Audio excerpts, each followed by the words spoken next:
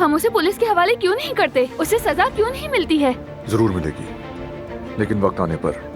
कब आएगा वो वक्त? हम किस चीज का इंतजार कर रहे हैं? उसकी ताकत के खत्म होने का। पहले मैं उससे सब कुछ छीन लूंगा, माली तौर पर तबाह करूंगा उसे।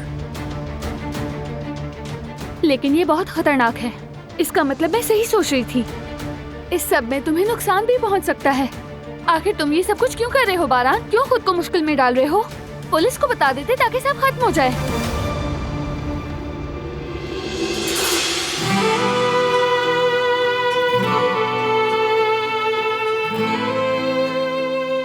दिलान, ठीक हो तुम?